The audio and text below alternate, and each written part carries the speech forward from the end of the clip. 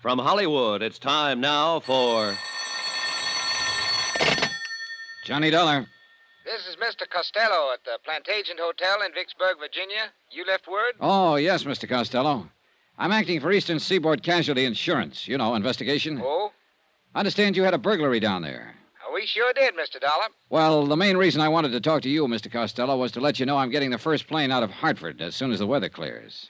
You're coming here to Vicksburg? Yes, that's right. Eastern Seaboard Casualties asked me to investigate the burglary for them. Good. Then I'll expect you when I see you. And I'll be there.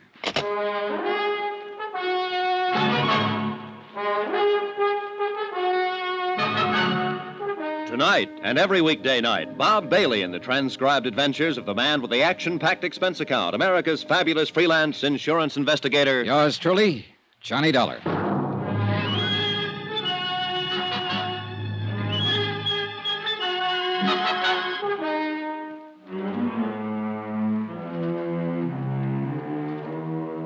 Expense account submitted by Special Investigator Johnny Dollar to the Chief Accountant, Eastern Seaboard Casualty Insurance Company, Providence, Rhode Island. The following is an accounting of expenditures during my investigation of the Plantagenet matter. Expense account item 1, $2 cab fare, my apartment to the Hartford airport.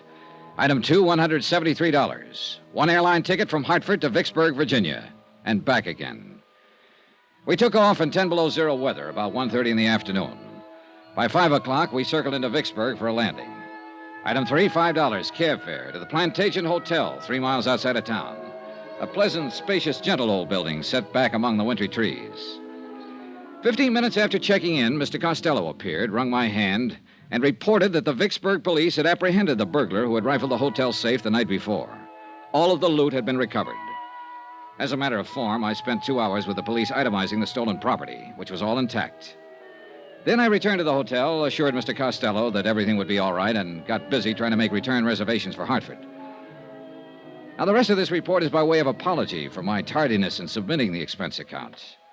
In between phone calls to the airport, I went downstairs to the bar for a drink, and then stepped outside for a walk and a breath of fresh air. In the back of the parking lot behind the hotel, a blonde woman, about 30, in a green suit, was talking to a tall, typically dark man who had his back to me. They were arguing about something. As I walked past them, I couldn't help hearing too well. Please help me. Are you talking to me? Yes, please. On your way, mister. This is private. You hear me? Hey, just keep your hands to yourself, bud. Well, keep rolling, then. We're having a little argument, private. Please, I don't know who you are, but I'm... Shut up. She's, had a little too much to drink, mister, that's all. Oh, that's so? Well, it doesn't look that way to me. Now, what's this all about? I just told you, Nosy, she's had a little too much to drink. Now, go on, bud. Get on your way. Wait a minute. I told you to keep your hands to yourself. Yeah. Honey, you want to keep it up? You hear me? Yes. I hear you. And I'll let it go this time, mister. Just this once. Do you want to have him hauled in, miss? Oh, no. No, that's all right. It's all right. Okay, then, okay. Come on, beat it, you. Now, listen, Beat Buster. it, I said. She's tired of you, and so am I. Go on, beat it. Okay. Just remember, Amy, I was only trying to talk some sense into you. So long, hero.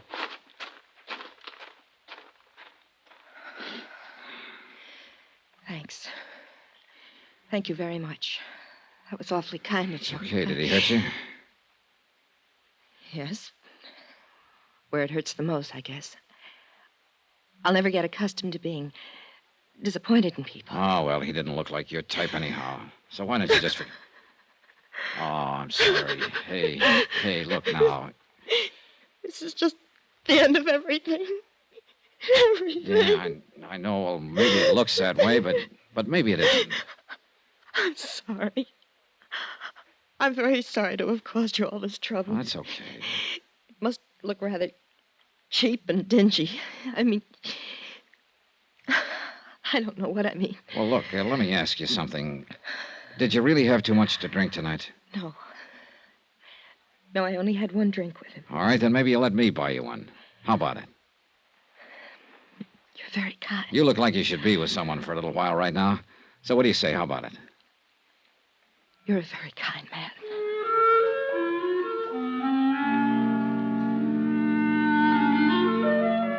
And that's the way it began, in the parking lot outside of the Plantagenet Hotel in Vicksburg, Virginia. She trembled a little when I led her back inside to the warmth of the bar and the people and sat her down at a booth. Looking back on it now, I guess we had a rather strained, one-sided conversation. She did all the listening and seemed preoccupied with her problems, whatever they were. Even though I'm not the greatest wit in the world, I did manage to get a faint smile out of her. It was a nice smile from a warm, frank mouth. Item 4, 2 drinks for us.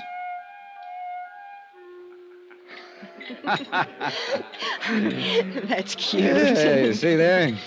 Next thing you know, you'll be telling me a joke. Oh, that reminds me. That reminds me of another one. It's one of the oldest and most respected jokes in the country. You probably heard it 1,000 times. It seems 10 men were standing in the rain under an umbrella, and none of them got wet. Well, just about then, a fellow walked up. You've been very, very kind to me. Thank you again. Well, I'm glad you feel better. Miss, Are you, from here in Vicksburg? No, my home's in Hartford, Connecticut. I flew down here this afternoon on business. I'm waiting for a flight out. Oh. What's your name? Johnny Dollar. Thank you again, Johnny Dollar. Hmm? Thank you for not asking me my name. For not asking me about the man in the parking lot. For not asking me to explain what my trouble is. Thank you, Mr. Dollar. And thank you for sitting here with me this little while and trying to make me laugh. You really feel all right now, huh? Yes, I think so. Good, that's swell. Because I wouldn't want to let you go if I thought you were going to step outside and start crying again. No. No, I won't do that, I promise. You sure? Positive. Okay. Ah, you want one more for the road? Oh, thank you, but I'd better not, Mr. Dollar. I really should be getting home. Well, will everything be all right at home? What? Oh, yes. He wasn't my husband, or my boyfriend, even. He won't bother me. Okay, then. Here, let me help you on with your coat. Thank you. There you are. Do you have a car? No, I'll get a cab. There's always one out in front. Good, I'll help you. Thank you. Say, look, I'm going to tell you something. I'm staying here in Vicksburg at the Plantagenet, and I doubt if I'll be able to get a plane out tonight. Probably not until tomorrow sometime. So, look, if you need me for any reason at all, why don't you just call me? Okay? Yes. Thank you. Good. Cab, taxi. You're still worried about him, aren't you? Why do you say that? The way you looked around when we stepped outside here just now? Would you like me to see you home? Oh, no, thank you. You've done enough already. And about him, I made a mistake, that's all. Oh, we all make mistakes, so forget about it. Well, I'm afraid this one can't be corrected very easily. But here's my cab. Good night, Mr. Dollar. Good night. You and I will probably never meet again. But I shan't forget your kindness. Thank you. Okay, good night. Downtown, please. I hope you have a nice trip home, Mr. Dollar. Hey, whoa, driver, hold it. Hey, anything wrong? What is it? I don't know. I have the strangest feeling. Wait a minute, driver. Hey, look, do you feel all right? You're shivering. Yes, I know Oh, it hurts. Oh, what hurts? Hurts. I didn't think he... What is it? What can I do? Help me. Please, Mr. Dollar. Help me. Let's go, driver. She fell back across the seat of the cab, writhing with pain. I took her in my arms and tried to find out what it was, but by that time she wasn't able to speak. In another 10 seconds, she was unconscious. The cab driver delivered us to an emergency hospital 5 minutes later. They carried her in through the ambulance entrance. I let the driver go and waited around the desk to see if I could learn what happened. Just waited. Vicksburg emergency. Waited. One moment, please. Go ahead, please. Vicksburg emergency. Not at this time of the night, sir. You'll have to call first thing in the morning. I'd suggest any time after 7:30. Yes, sir. Yes? Hey, look, would it be all right to go back and talk to the doctor now? I'm afraid not, sir. Well, Could you bring him out here? I've been waiting for quite... I'm sure he'll be out in a very short while. He knows you're waiting to talk with him. I thought maybe he forgot me. No, sir. I just want to make sure she's all right. The doctor will be out. Vicksburg emergency. Just a moment. I'll connect you. Go ahead, please. Has she had many of these attacks, sir? Oh, I don't know. I just met her. Oh. Well, if you'd like, we could call you at home and let you know how she is. This isn't my home. I'm on my way out of town as soon as I can get a plane. I'll wait. Certainly. Excuse me. Yes, doctor. Yes, he's right here. Yes, sir, thank you. The doctor will see you now, sir. Good, thanks. End of the hall, room 111. Okay, thank you. I don't know what it was or why that hallway looked so long to me. Call it an old-fashioned premonition or what have you. That's what I had walking down the hall to see a doctor about a girl I'd known only a few minutes. There were 3 people in the room, 2 doctors in their white clothes and a nurse. I can still see the light burning above their heads, the way they looked tired, exhausted. All 3 of them had been working very hard. Doctor? Yes? Oh, you're the man who was with her. Yeah, that's right. How is she? When did this happen? About a half hour ago, I put her in a cab at the Plantagenet Hotel, and she complained of feeling sick. So I brought her here, but she lost consciousness in the cab. I see. Sit down, please. Oh, why? Some papers we want you to fill out, just routine. Oh, Your name, please? Johnny Dollar. And she is Mrs. Dollar. No. Oh, I see. You're a friend of hers, Mr. Dollar. Well, yes. Look, what is it, Doctor? What's the matter with her? I can't exactly tell you that right now, Mr. Dollar. What? Well, now, wait a minute. Why can't We have to contact her family first, Mr. Dollar. This girl is dead. Now, if you're willing to fill out... Picture it. Yourself in my position, I mean. I'd known the girl only a few minutes. I didn't even know her name. Yet somehow I'd become closely involved with her. Too much so, I guess.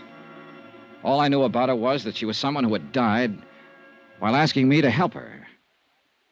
Under the circumstances, what would you do? Johnny Dollar. Are you the Mr. Dollar from Hartford? That's right. Who's this? Jim Akins, Vicksburg Police Department. I'm sending a car over to pick you up, Mr. Dollar. Some questions I want to ask you about that young lady you were with last night. I hope you weren't planning on leaving town. Of course I wasn't. I canceled my plane reservations last night.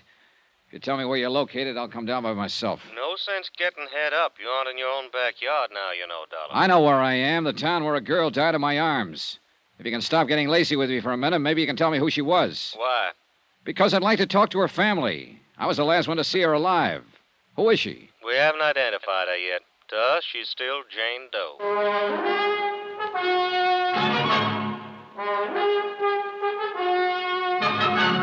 Tonight and every weekday night, Bob Bailey in the transcribed adventures of the man with the action-packed expense account, America's fabulous freelance insurance investigator. Yours truly, Johnny Dollar.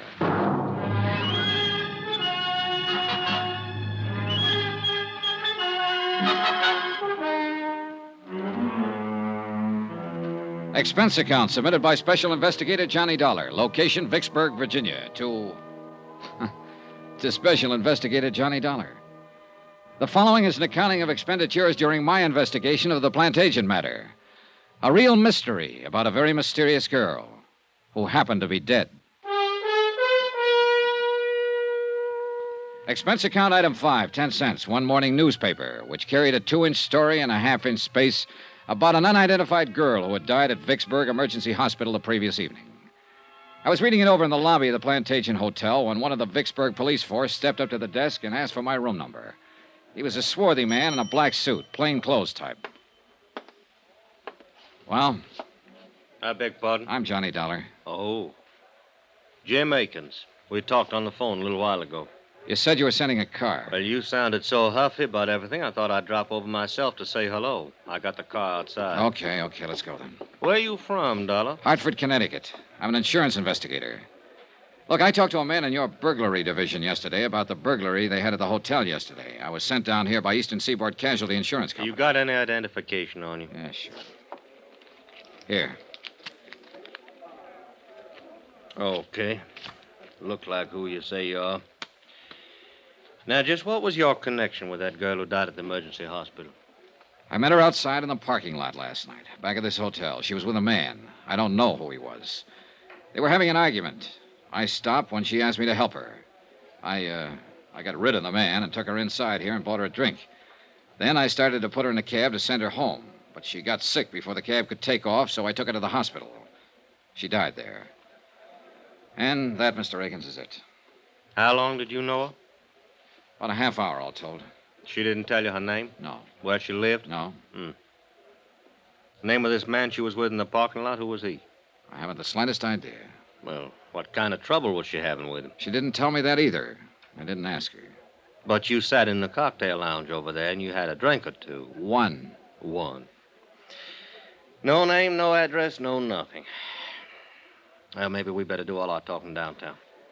Anything you say, Akins. Let's go.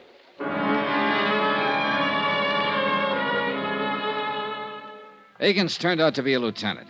And it took him the whole ride downtown to thaw out and make up his mind that I was just as concerned about what had happened to the unidentified girl as he was. He rephrased, but asked me the same questions in front of a stenographer when we got down to his office. He was still asking me questions when he led me and the police stenographer to the basement of the building, the morgue. And she didn't say anything to you about herself before she collapsed, huh? No, all I know is what I've told you. You're sure? Positive. Hey, look, let me ask you one. I've put up with yours for over an hour now. Why, sure. What killed her? Yeah. Well, do you know? No, we're still trying to find out. What'd you talk about while you were having that drink with her? She asked me for help, that's all. It seems she needed somebody else to do the talking at the time, so I did it. I made jokes and tried to get her to laugh. I was a great big cut-up. Get sawed me if you want. It won't do much good. Still got some things to find out.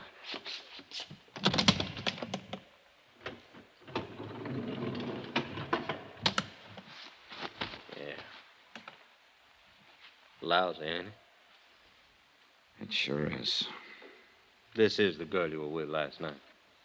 Yes. You're positive? I'm positive. Okay, Dolly, you want to sign this for the records? Well, that's... That's good. All right, Sam, you can send this on upstairs. We'll be up pretty soon. Now, Dollar, did anyone there at the hotel bar seem to know her? I don't know. Cocktail waitress, somebody like that? I don't know. Well, I do. We asked around. No one there had ever seen her in the Plantagenet Hotel before. Tell me something, Dolly. You ever worked on one like this? No, not quite. Okay, then. I'm going to tell you what we're up against.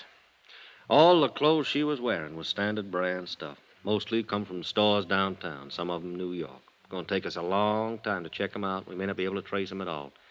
We're going to work on the cleaning marks, too, and that'll take time. Now, from what you say and from what she said, and that wasn't much, she's probably a local girl. Somebody's wondering about her, but nobody come in and make out a report asking for her. I hate to do it. I might have to take a picture, run it in tonight's paper, just to find out who she is. That could be pretty lousy for somebody. It's a lousy business. I thought you could help me, Dollar. How? Well, two things. One, that bird she was with. He was arguing with out in the parking lot, you say. That meant he must have had a car out there. But you didn't bother to take a look at it. No, I didn't. And another thing now, where's her purse? I don't know. Well, she must have powdered her nose when she sat down to have that drink with you. Every woman does. She must have reached for a cigarette or something in that purse. So where's that purse? I don't know. Well, now, you see? You see how much help you are to me? Oh, just a second. Morgue, Lieutenant Akins. Oh, yeah, put him on. While Lieutenant Akins talked on the telephone, I lit a cigarette. After that, I tried to interest myself in a calendar that was hanging on the wall. After that, I tried tying both shoelaces. But wherever my eyes roved around that white-tiled room, somehow, they always came back to rest on the quiet, still form of the girl who'd asked me for help. By any standard, she was attractive. Fine golden hair spun out of smooth white skin. I remember her eyes had been very big and very brown. Now they were closed. But she looked more asleep than what she was. She looked as though she might wake up any minute and answer me if I said out loud what I was saying to myself silently. How can I help you? Let's get out of here, Dollar. Okay by me. That was the lab on the phone. Had a little trouble with analysis. What analysis? What kind of trouble? Identifying. They called in a toxicologist from the university. A drug called perimethol killed her. Perimethol? That's a new one on me. Yeah, me too. Petrol-based stuff. Now, they figured it had been in her stomach an hour or so before she collapsed. Could be a suicide, judging from the way she acted and talked to you. What about the boyfriend? Well, that seems to fit in okay. Told you she was disappointed in him, didn't she? Well, sometimes women want to end it all in front of a guy they're having trouble with. It'll probably turn out that Oh, way. you talk like a cop, Akins. That's what I Everything's am. so simple. Make it fit into your formula. This girl knocked herself off because she lost her boyfriend. This girl killed herself because she lost a job. Fill it in. Get it off the Whoa, books. Dollar, whoa, what's the matter with you? What are you getting at? Oh, I don't know. Forget it, will you, Lieutenant? No, now, wait a minute. Wait just a minute. I'm not all cop, Dollar. I saw her laying there, too. And I can see she was a nice girl, and something went awful wrong with her. If I'd been the last one to be with her and talk to her alive, why, I'd probably be taking it the same way you are. But take it easy. Sorry, Lieutenant. Yeah. I'll buy you some breakfast. He did, but it didn't help much. And after that, we shook hands and parted. Expense account item 6, $2. Cab fare back to the Plantagenet Hotel. I went up to my room, packed my bags, called the airport, and made arrangements to leave on the 6 o'clock plane. There was nothing more I could do about the case. Nothing more at all. It was police business. I had time before the plane for a quiet drink at the hotel bar. What's your pleasure, sir? Oh, some of that little water. Yes, sir. You on duty last night by any chance? Yes, sir. Why you ask? I just wondered if you happen to remember me. No, sir. Was you at the bar? At that table over there with a lady, a blonde girl in a green suit. Well, I'm sorry. I just don't remember. Well, here you go. Thanks. Here, keep the change. Well, thank you, sir. Now, I probably waited on you, but, well, so many people, you know. Yeah, sure. Why you ask? The lady lost her purse. Thought maybe it might have been turned in here. No, sir. We didn't get any places last night. A couple money clips is all. Not much in them either. Mm-hmm.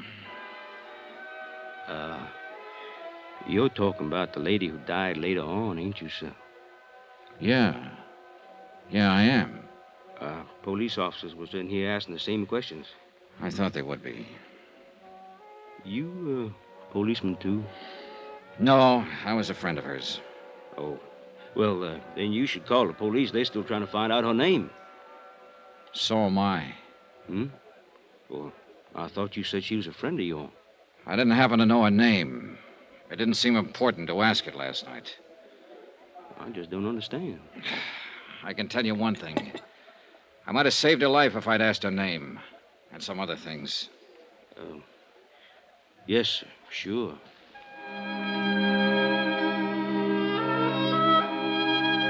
Expense account item 7, $3, 3 drinks. I sat there for almost an hour talking to the bartender.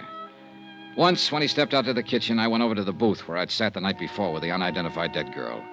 I searched down on the cushions, behind the table, under the chairs, hoping the missing purse might still be around. I found nothing. Then I had another idea. I left, went out to the parking lot where I'd first seen her. Get your car, mister? No, I don't have one. Oh, well? Hey, look, last night I was out here with a lady. I met her and a man here in the parking lot, about over there where that Chevy is. Uh-huh. So what? Well, the lady lost her purse last night. I just wondered if it might have been lost out here someplace. Well, it might have been. Nobody turned anything into me. Want to take a look? Sure, good. All right. About what time last night? Oh, around 10, maybe a few minutes after. Uh-huh. A lot of cars in and around that time of night. Did you look last night? Oh, I didn't know it was missing until this morning. Oh. About here, you say, huh? Here's the Chevy. Yeah. Well, let's take a look. Yeah, make it a good look. Yeah. Well, hey! I think you're in luck. Huh? Yeah, here's a purse. Hey, you're in real luck. Is that hers? It was hers, all right. A green suede purse, the same color as the green suit she'd been wearing. It still carried the faint, sweet odor of her perfume as I remembered it. I looked inside, but there was nothing to tell me her name. Lipstick, comb, a $10 bill, and some small change. And one other item. A .32 automatic, recently fired. Johnny Dollar. This is the hotel operator. Ready with your call, Mr. Dollar. Oh, good. Police Department, Sergeant Peters. I want to talk to somebody in the personnel division. Sorry, I haven't got one. What can I do for you? I want to get some information about a gun, find out who it was licensed to, and so on. Come down to licensing division. I think we can help you there. Where's that? 220 City Hall. Do you have the weapon? Yes. Be sure and bring it along with you.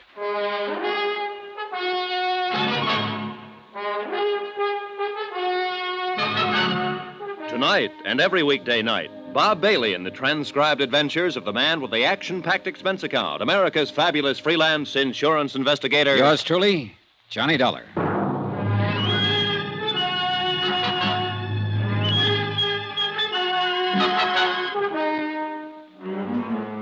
Expense account submitted by Special Investigator Johnny Dollar to Special Investigator Johnny Dollar for personal reasons. Location, Vicksburg, Virginia. Purpose? Well, it all started as an investigation of a burglary at the Plantagenet Hotel. Once that was out of the way, I happened to run across a girl having an argument with a man in the hotel parking lot. She asked me to help her. I did. Girl suddenly gets sick and dies. Poisoned. I stay around to help find out who she is. I don't know that. But I do know that she had a .38 in her purse. 3 bullets recently fired. Expense account item 8, $2 cab fare from the Plantagenet Hotel, the 2 miles into Vicksburg City Hall, and room 220 as per instructions of Sergeant Peters. I felt more than a little guilty bypassing Lieutenant Jim Akins, who had questioned me earlier about the case. Yes? Sergeant Peters? That's right. Can I help you, sir? I hope so. I'd like to know if this gun's been registered with you people. Let's have a look. You just buy it? Yeah. Got your bill of sale with you? Well, do you have to have one? You should. Who'd you buy it from? Oh, a fellow I met in a bar. Have you a permit to carry this weapon? Well, no, I haven't. Are you going to carry it? Oh, no. Then why'd you buy it? Oh, I just wanted it, that's all. Is there a law against that? No. But there's a law against practically every other thing about a gun. You want to read those numbers off to me? Sure. JJJ-4769-992. And then there's an X. Okay. Make, Colt, caliber, .38, automatic, 7-shot. Yeah. Here, you'll have to fill this out. Pencil's over there. This will take a minute for me to check. It took 15 minutes. In the meantime, I filled out the form which notified the Vicksburg police that I was in possession of the above-described weapon, that I did not wish to apply for a permit to carry it, and so forth and so forth. After that, I stood around and smoked a cigarette and wondered if I should step downstairs and tell Lieutenant Jim Akins that I had found Jane Doe's purse and the gun. But before I had time to make up my mind... Here we go. The gun was purchased in 1950 by the Piedmont Banking Service. That's a local armored truck outfit over on Maypole Street. The gun was permitted for carrying to Raymond W. O'Connell, 232 Polk Street, this city. Thanks. Raymond O'Connell. Yeah. Anything else? Well, that's all. Thanks.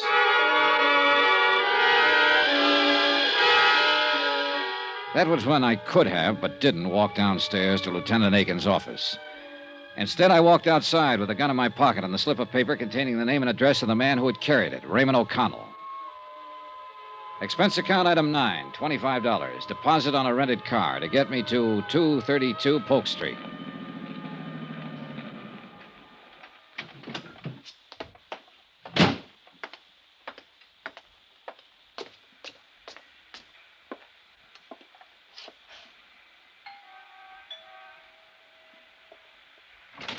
Oh, Paul, darling, you're early. I'm hardly ready.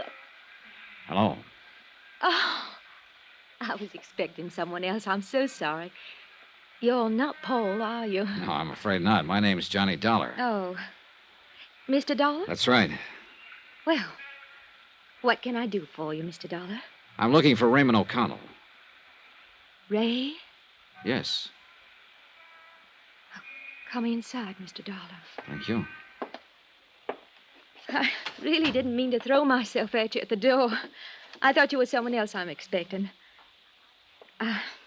I'm Terry. Terry? Teresa. Terry O'Connell, Mr. Dollar.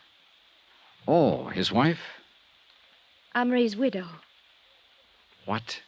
Ray's dead, Mr. Dollar. He passed away over a year ago. It was pneumonia. Oh, I'm sorry, Mrs. O'Connell. Oh, please call me Terry. You had no way of knowing about him, I'm sure. And please don't be uncomfortable. A great many of Ray's friends from the service come by who have no idea that he's dead. Were you in his company, too? Oh, just a minute, Mrs. O'Connell. I He think had you're... so many friends and met so many people while he was in the service, and really there was no way for you to know. You don't understand, Mrs. O'Connell. I never knew. I'll get you a drink and we'll talk. Where did you serve with Ray? You know he finally became a pilot. What do you like to drink? She was young and dark and very pretty.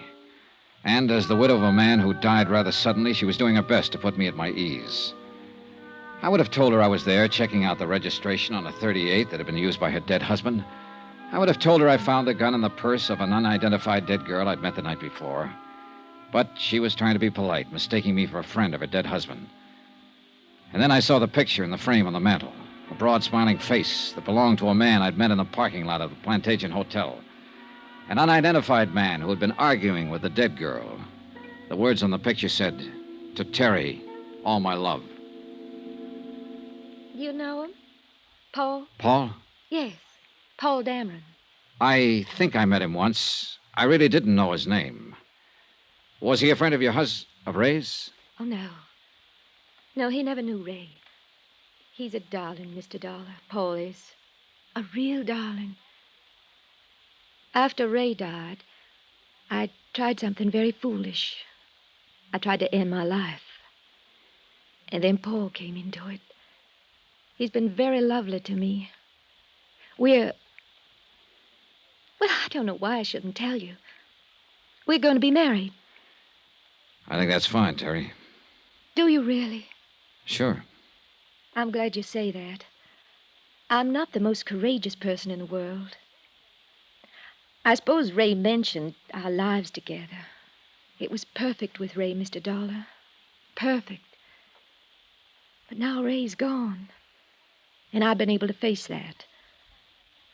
I think I'm going to find a new life with Paul. You must meet him. He'll be here soon. We're dining out tonight.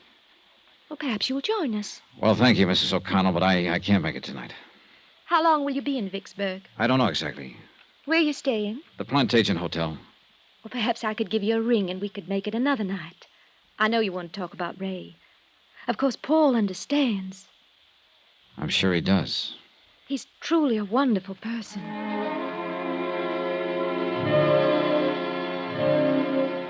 He hadn't looked very wonderful the night before, standing in the parking lot arguing with a girl who had died. But then there was my side of the picture, and it wasn't complete. And somebody still had to explain the 38 with the 3 bullets missing. I left Terry O'Connell, went outside and bought an evening paper, and then sat in my rented car reading it. The photographer at the morgue had done a good job.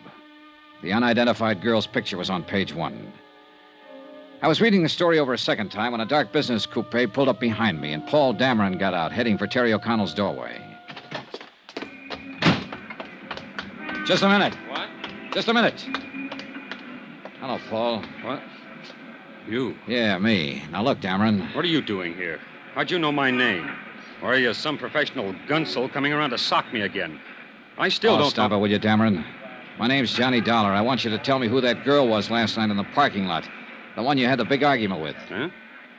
Oh. Well, you were the big hero there, butting in where it was none of your business. I didn't like it then, and All right, simmer down, will you? Who was she? Come on, what's her name? What's it to you? Look, Dameron. Okay. It's Amy. Amy Duran. Amy Duran. Yeah. We work at the same office. Now, look, Buster, I'm not afraid of you, but I don't want any trouble, see? So if you'll just go somewhere else and Wait a minute, will you? How does Amy Duran tie in with Teresa O'Connell? Look, I don't know who you are or what you're after, but you've certainly got your nerve about... Answer me, Paul. Okay. Terry is Amy's sister. Satisfied? I don't know. Who are you, anyhow? A policeman or something? My name is Johnny Dollar. I'm here because if you aren't, I want to know what right you have to ask me all these questions. Cool off, will you? I've been trying to find out who she is, because last night after you went off, we had a drink together. Then she got sick, and I took her to a hospital.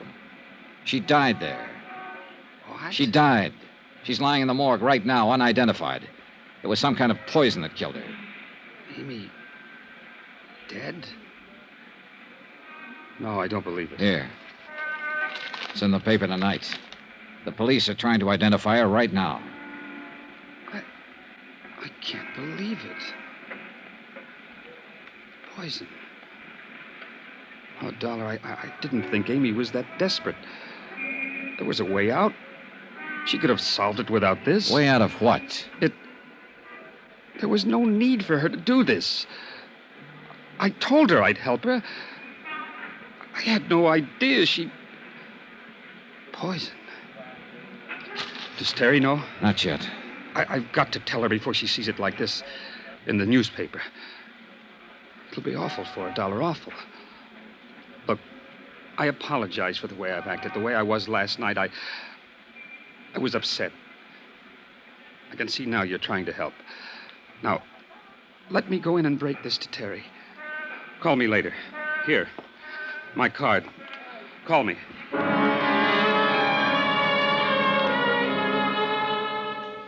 I had to admit that Paul Dameron's concern seemed as genuine as his surprise. He rushed up to be admitted to the O'Connell house. After he was inside the door, I went back to my car and took out the .38 automatic that had led me to the sister of Amy O'Connell. 3 bullets still missing. I drove downtown to the Vicksburg police station to turn the gun into Lieutenant Akins and tell him the whole story as I knew it. How I'd found the gun in the dead girl's purse. How I'd managed to find out her name.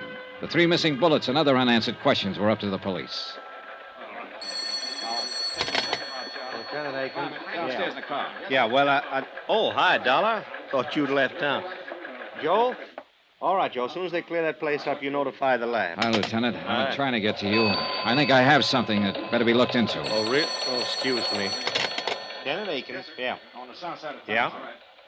Yeah, well, in about 15 minutes. Right. I'm sorry, Dollar. What was it you were saying? Why all the hustle? Something big? Oh, homicide. Happened yesterday sometime. Yeah? Who got it? Guy named Belden. Somebody shot him 3 times with a .38. Johnny Dollar. This is Mr. Oldfield calling, sir.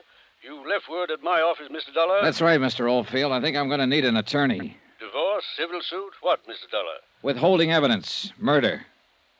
Let's take the murder first. Who did it? I don't know, but I'm pretty sure I have the murder weapon in my possession right now. Who was killed? A man named Belden, I think. What do you want me to do, sir? Take my statement, notarize it, give me some legal advice. Where are you? Police station in the pay booth down the hall from homicide. I'll meet you there in 5 minutes.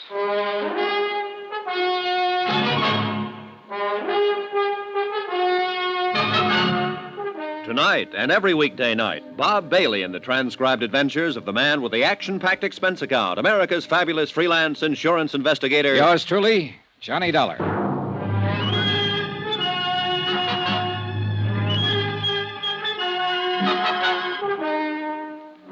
Expense account submitted by Special Investigator Johnny Dollar. Location, Vicksburg, Virginia. To Special Investigator Johnny Dollar for personal reasons. Attention, Chief Accountant, Eastern Seaboard Casualty Insurance Corporation, Providence, Rhode Island. Dear Jim, I'm attaching my own expense sheet to your bill for clarification purposes. Expense account item 10, 10 cents. 1 cup of coffee at the counter in the lobby of the Vicksburg police station while I waited for Samuel W. Oldfield, attorney at law, to appear. He was there in exactly 5 minutes. Mr. Dollar? That's right. Sam Oldfield, sir. You're the only one here in the lobby, so I figured you were the right man. Yeah. Cup of coffee, Mr. Oldfield? No thanks. Gives me heartburn. But now sit down, will you? That was a pretty interesting phone call. Tell me, who are you, sir? Johnny Dollar. I'm a private insurance investigator. Mm-hmm.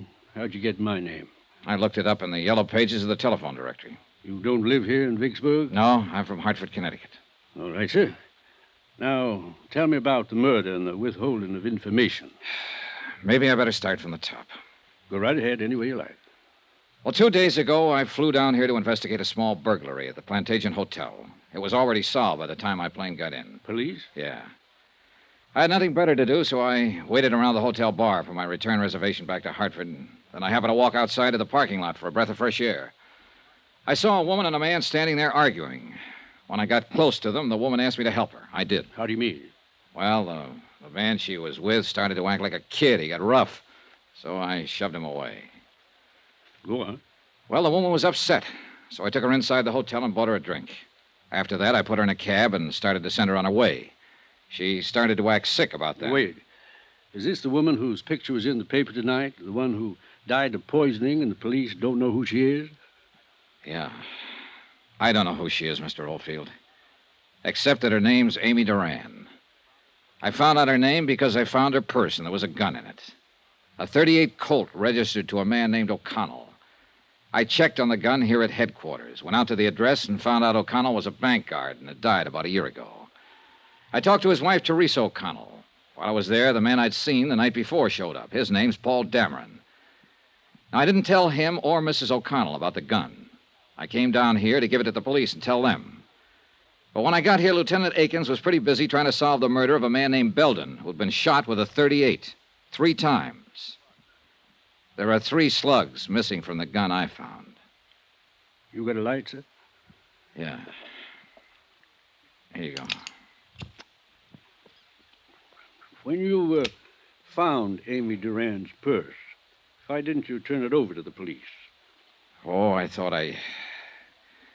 Well, somehow I thought maybe I could help the girl. I mean, her last words before she died were, help me. And for some reason or other, I thought maybe I could. You have any cards or letters, anything like that? Something that says you're what you say you are, sir? Yeah, sure. Let's see. Okay, Dollar. Now, as I see it, you probably hooked up with someone who did some shooting. And that's what worries you. I want you to take my statement and notarize it before I turn the gun in. That'll protect you some. If they want to get nasty, they can, though. You know that. Yeah, I know. Well, as I see it, the main job here is to try to keep you out of trouble. And a statement explaining your motive for participation in the whole affair might help. That's why I called you. All right, then. Now, Dollar. Yeah? You didn't shoot anybody, did you? No. Okay, then, sir. Let's go over to my office.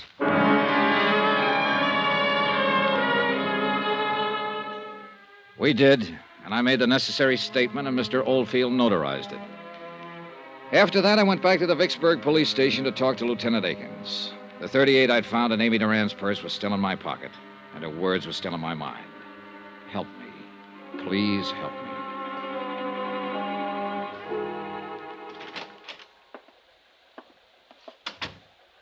Thought you was going back to Hartford, Dollar. Oh, I decided to hang around and see what came up. Mm-hmm. Nothing so far on the girl. No one's recognized her picture in the paper. Had to turn that over to missing persons. This murder case going to eat up all my time. What happened, Lieutenant? Old maid at the apartment house where this man Belden was staying found him late this afternoon. He'd been dead about 24 hours, shot with a .38. You sure? I'm sure. We did a postmortem right away. It's a pretty set case. You know who shot him? Have a pretty good idea. See, this Belden, he was an auditor working on some books at a firm of textile wholesalers here. Richmond Limited.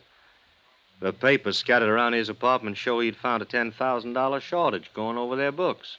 And the chief accountant for this Richmond company is missing. Yeah, well, that does make it seem pretty clean. Yeah, all we have to do is find that accountant. Had an APB out for half an hour now. I think we'll pick her up pretty soon. Her? Who? Well, her, Dollar. The chief accountant for Richmond Limited. She's a woman. Name of, Amy Duran. To all appearances, Amy Duran had been guilty of embezzling money and murdering the auditor Belden who discovered the shortages in her books. I didn't tell Akins that his suspect was the girl lying in the morgue at the moment unidentified. I knew that it was only a matter of minutes before her sister or Paul Dameron would be down to identify her. And for the third time, I didn't tell Lieutenant Akins about the gun. I knew if I turned that over to him, it would be a closed case all around. And somehow I didn't want it closed on Amy Duran. Not that way. For that reason, I went back to my hotel room for a couple of hours, and then about 9 o'clock that night, I found myself over on Polk Street at Teresa O'Connell's house once more.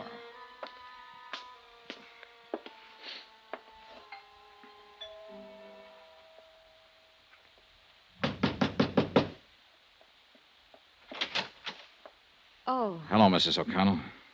Oh, Mr. Dollar, isn't it? Yes. Oh, Mr. Dollar, I had the most awful news tonight.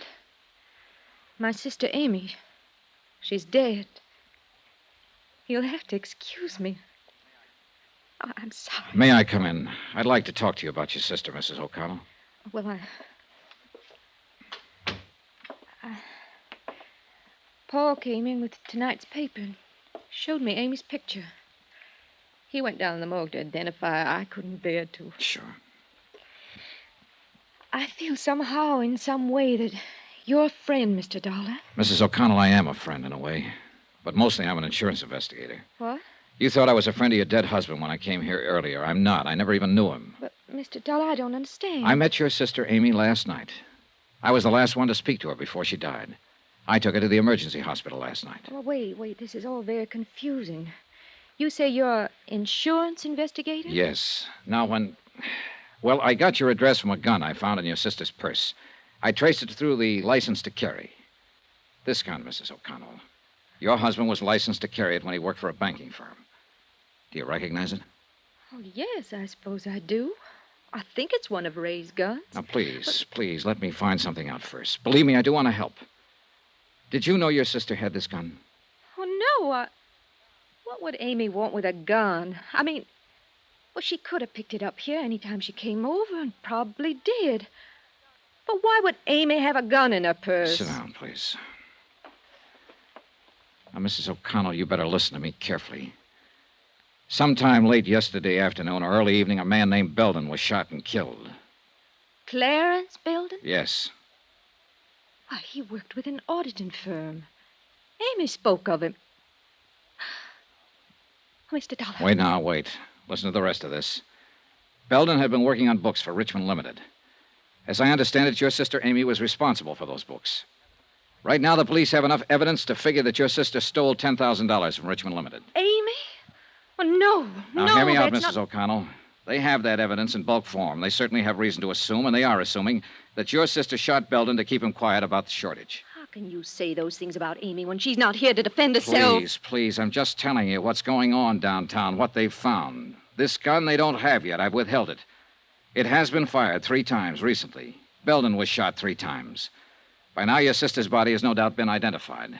They've already established that she died of poisoning, and they halfway have the idea that she committed suicide. No. Oh, don't you see? They'll say she shot Belden to cover up and keep it quiet, and then saw how useless it was, took poison and killed herself to escape punishment. You're horrible. Horrible. Go away. Go away from me. I'm sorry, but in the face of all this, I want to help her if I can, if it isn't too late. I want to help you. But, Mrs. O'Connell, you'll have to help me. Now, why? Why would your sister steal? Why? I don't know. I think you do know. Tell me, please, for her sake, Mrs. O'Connell. Why? What have you got to do with her? I met her only for a few minutes, but in that few minutes, I got the idea that she was a pretty nice person. She didn't strike me as a thief. She didn't look like a killer. And most of all, she didn't look like a woman who'd take the suicide way out of things.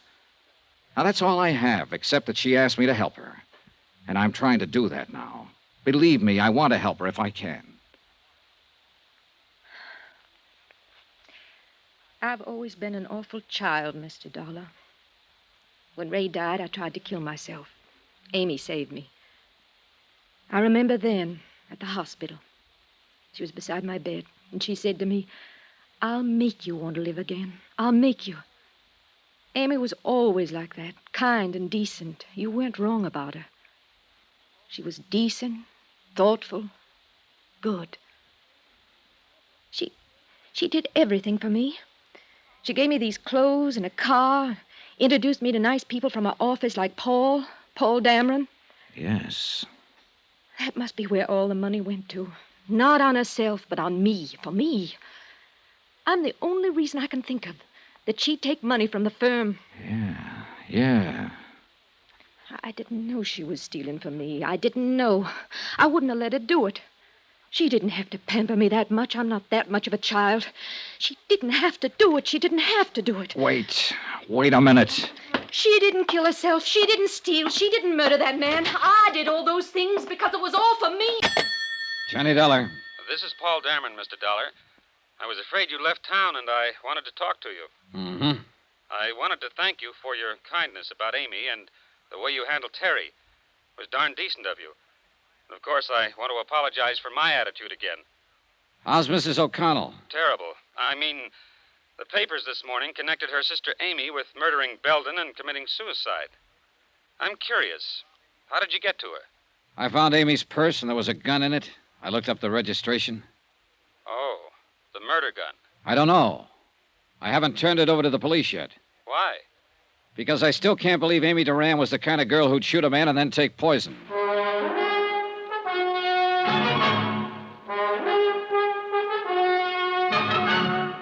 Tonight and every weekday night, Bob Bailey in the transcribed adventures of the man with the action-packed expense account, America's fabulous freelance insurance investigator. Yours truly, Johnny Dollar.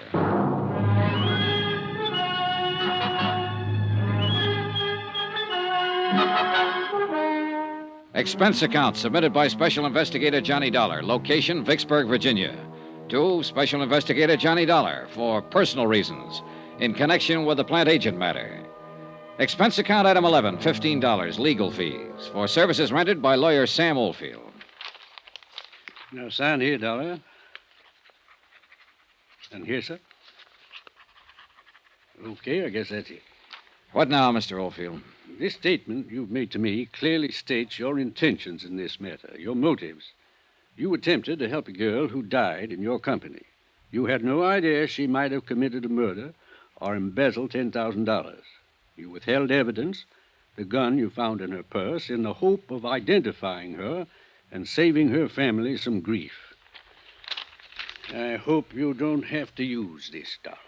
We'll see. I'm going to turn the gun in now, and you're coming with me. It's about time. Nothing personal, son. I think you did a lot of dumb things for her. From what they're saying in the papers about her, I don't think she deserved it. But then we all make wrong guesses sometimes, I suppose. Let's get this over with.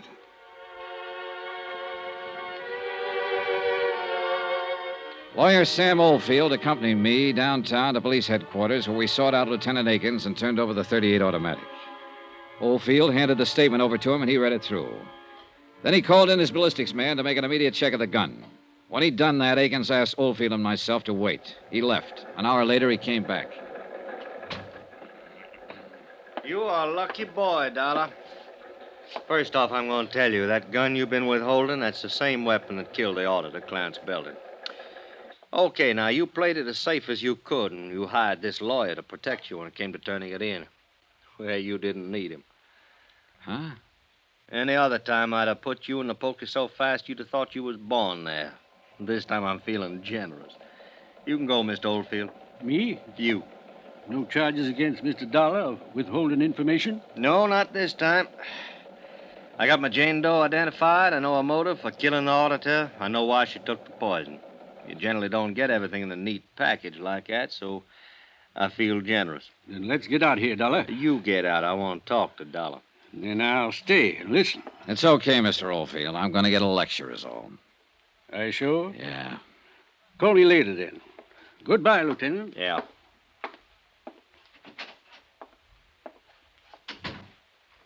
One thing more, Dollar. We found an empty bottle of paramythol in Amy Duran's medicine cabinet, and that cinches that suicide part, in case you had any doubts. It's a closed case. Uh-huh.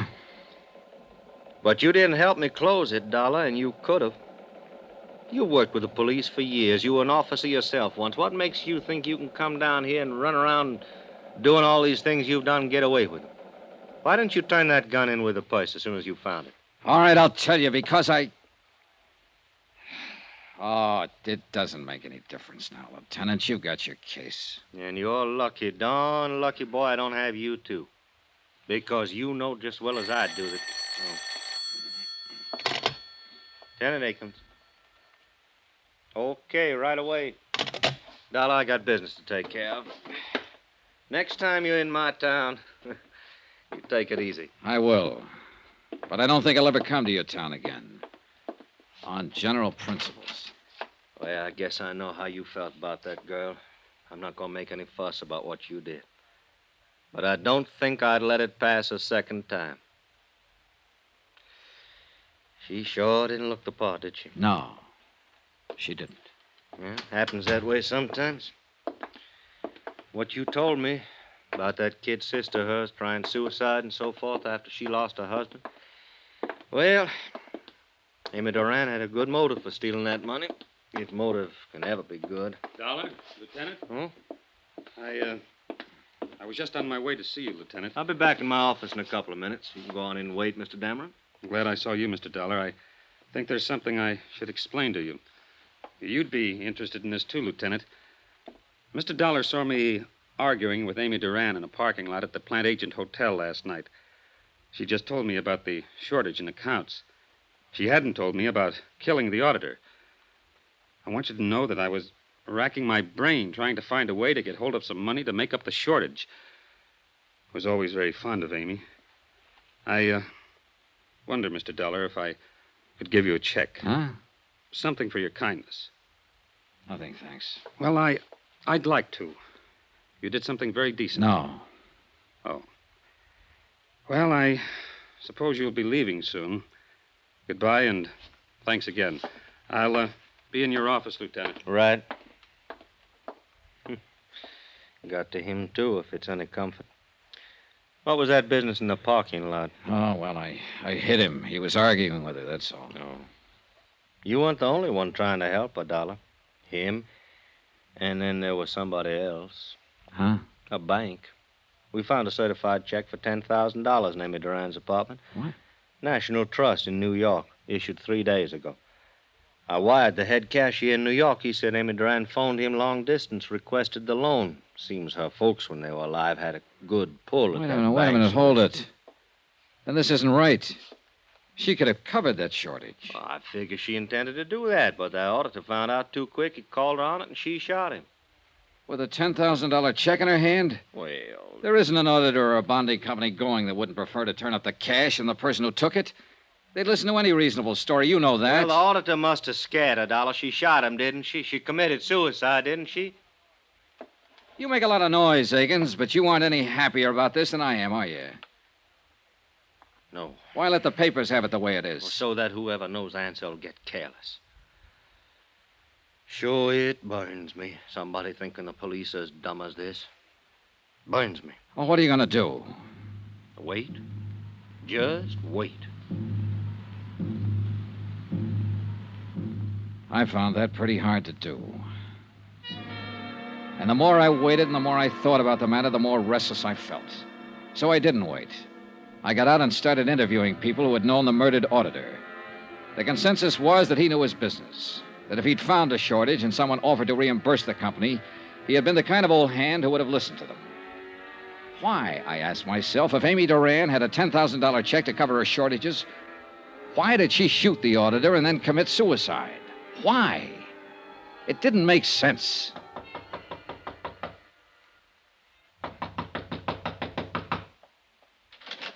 Oh, Dollar. Hello, Dameron. Come in, Dollar.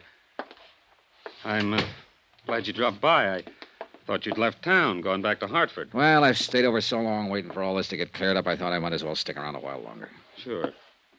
Can I get you a drink? No, thanks. It is finished, isn't it? Not yet. I don't understand. I talked with Lieutenant Akins today after I saw you with him. He said it was all over as far as he was concerned. You're talking to me now, Dameron. I'm the guy who went out on the limb. And I appreciate that a great deal. A question I want to ask you. You knew Amy Duran, worked with her at Richmond Limited. You're engaged to marry her sister. Did you know Amy had a $10,000 check in her hand the day she died? Really? That was enough money to cover the shortages in her accounts. Well, I'll be darned. Why do you suppose she shot him? Did what she did then? I've been thinking about that, Dameron. There's only one reason I can think of. Because Amy Duran didn't steal any money, because she didn't shoot any auditor, she didn't commit suicide. I think she borrowed that $10,000 from New York to cover up for somebody else. Somebody else? Who? You. Maybe you better leave here. You're upset. That auditor was a smart guy. He'd been in the business a long time. He found out who'd been taking the money. He called you over to ask you about it, ask you if you could repay it. You lost your head and you shot him with a .38 you picked up over at Teresa O'Connell's one day. Now, look. Then you fixed up all the reports to make it look like Amy Duran did the job. You're crazy. That's fantastic. If you think I'm Amy going to... Duran borrowed money to cover for you. She did it not because you were worth it, but because you meant something to her kid sister. You meant something to Teresa O'Connell, who'd lost one husband and tried suicide because of it. A Teresa O'Connell who couldn't afford another major tragedy. A Teresa O'Connell who might try suicide again if the man she was going to marry turned out to be a thief. You counted on that, Dameron. I don't know what you're talking about. Now, One you thing listen... you hadn't counted on was the auditor picking it up so fast. And when he called you, you had to kill him to keep him quiet. Then you made a date with Amy out at the Plantagenet Hotel. You slipped poison in her drink and planted the gun in her purse. This is all talk. Just talk. You have nothing to prove She a had single... one drink with you before you argued with her out in the parking lot. She told me. And the bartender later verified it. Then I came along. Now, look. You're a big guy, Dameron. You could have hit me back in that parking lot, but you didn't have time. You still had to get over to Amy's apartment and plant an empty poison box. You're crazy. You have no proof of this. No proof at all. No, I haven't. But I've been thinking about it all day. And there'll be proof. You had to buy that poison someplace.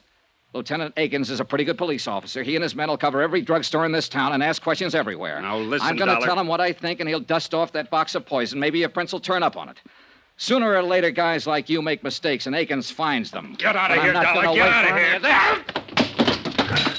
any- Now, listen, you. A girl, a fine, decent girl, asked me for help. This is the quickest way I know to give her the help. I'll kill you, Dollar. I'll kill you. No, you won't. You're not going to kill me.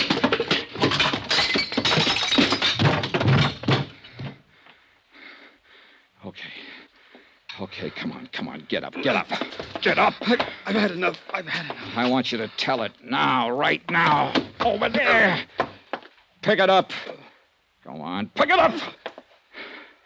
Okay, here. And you know who to call.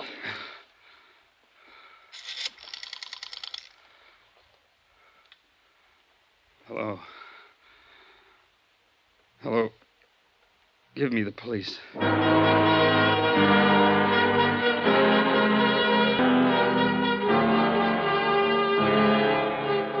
Expense account item 12, $55, room and board. Item 13, $55 airfare and miscellaneous getting me back to Hartford.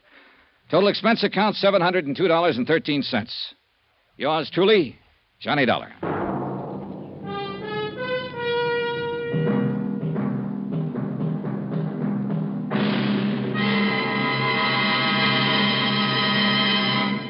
Remember, there'll be another exciting story of yours truly, Johnny Dollar, beginning next Monday night. Next week, a whole city is aroused by one of the dirtiest rackets of modern times. And I end up right in the middle of things. Join us, won't you? Yours truly, Johnny Dollar. Yours truly, Johnny Dollar, starring Bob Bailey, is transcribed in Hollywood. Written by John Dawson, it is produced and directed by Jack Johnstone. Heard in this week's cast were Michael Ann Barrett, Gene Bates, Marvin Miller, Frank Gerstle, Lawrence Dobkin, Jack Crucian, Ken Peters, and Herb Butterfield. Musical supervision by Amerigo Marino. Be sure to join us on Monday night, same time and station, for another exciting story of yours truly, Johnny Dollar. Roy Rowan speaking.